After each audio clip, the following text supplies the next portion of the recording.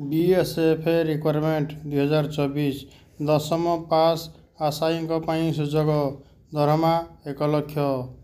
ପ୍ରତିରକ୍ଷା କ୍ଷେତ୍ରରେ ଆପଣ ଯଦି ଚାକିରି କରିବାର ସ୍ୱପ୍ନ ଦେଖୁଛନ୍ତି ତେବେ ଆପଣଙ୍କ ପାଇଁ ଏହା ଏକ ସୁବର୍ଣ୍ଣ ସୁଯୋଗ। ଏହାକୁ ନେଇ BSF ଏବେ ବିଜ୍ଞପ୍ତି ପ୍ରକାଶ କରିଛି।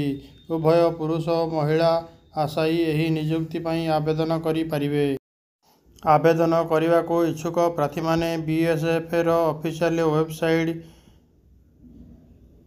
ଭିଜିଟ୍ କରିପାରିବେ। ଏହି ୱେବସାଇଟରେ ଆପଣଙ୍କୁ ନିଯୁକ୍ତି ସମ୍ବନ୍ଧୀୟ ସମସ୍ତ ବିସ୍ତୃତ ତଥ୍ୟ ମିଳିପାରିବ।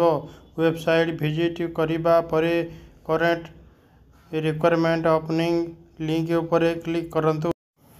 ମେକାନିକ୍, ସହକାରୀ radio mechanic, storeman, work SI, electrical JE, plotter, carpenter, generator operator, generator mechanic, lineman ଆଦି ପଦ ପାଇଁ ନିଯୁକ୍ତି ବିଜ୍ଞପ୍ତି ପ୍ରକାଶ ପାଇଛି। ଏହି ନିଯୁକ୍ତି ପାଇଁ ସ୍ୱତନ୍ତ୍ର ଶିକ୍ଷାଗତ ଯୋଗ୍ୟତାର ଆବଶ୍ୟକ ରହିଛି। ଆଶାୟୀ ସରକାରୀ ସ୍ୱୀକୃତିପ୍ରାପ୍ତ ଅନୁଷ୍ଠାନରୁ ଇଲେକ୍ଟ୍ରିକାଲ ଇଞ୍ଜିନିୟରିଂରେ 3 ବର୍ଷ ଡିପ୍ଲୋମା କରିଥିଲେ ଏହାର ଆବେଦନ କରିପାରିବେ। ଏହିଭଳି ସିଭିଲ ଆଭିଏସନ୍ ନିର୍ଦ୍ଦେଶାଳୟ ଦ୍ୱାରା ସ୍ୱୀକୃତିପ୍ରାପ୍ତ ଟେଲି ଯୋଗାଯୋଗ କିମ୍ବା ଇଲେକ୍ଟ୍ରିକାଲ ଇଞ୍ଜିନିୟରିଂ 3 ବର୍ଷ ଡିପ୍ଲୋମା କରିଥିଲେ ମଧ୍ୟ ଆବେଦନ କରିପାରିବେ। ଯେକୌଣସି ସ୍ୱୀକୃତିପ୍ରାପ୍ତ ଅନୁଷ୍ଠାନରୁ ଦଶମ ପାସ୍ କରିଥିବା ଆଶାୟୀ ଆବେଦନ କରୁଥିବେ। ଟ୍ରେଡର ITI ସାର୍ଟିଫିକେଟ୍ ରଖିଥିବା ଆଶାୟୀ ଏବଂ ନିଯୁକ୍ତି ପାଇଁ ଆବେଦନ କରିପାରିବେ। ଏଥିପାଇଁ ସର୍ବନିମ୍ନ ବୟସସୀମା 18 ରହିଛି। ସେହିଭଳି ସର୍ବାଧିକ ବୟସସୀମା 30 ବର୍ଷ ରହିଛି।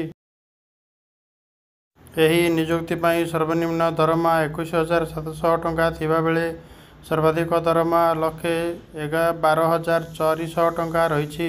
ଲିଖିତ ପରୀକ୍ଷା, ଶାରୀରିକ ପରୀକ୍ଷା, trade test, medical test, document ଯାଞ୍ଚ ପରେ ଆଶାୟୀମାନଙ୍କୁ ନିଯୁକ୍ତିପ୍ରାପ୍ତ ହେବ।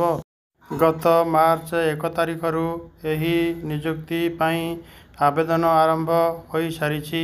ଏପ୍ରିଲ 15 ପର୍ଯ୍ୟନ୍ତ ଏହା ଚାଲୁ ରହିବ। ଏବେ 96 ପୋଷ୍ଟ ପାଇଁ ଆବେଦନ ଗ୍ରହଣ କରାଯାଉଛି। ବିଭିନ୍ନ ବିଭାଗରେ ଖାଲି ପଡ଼ିଛି ପଦବୀ।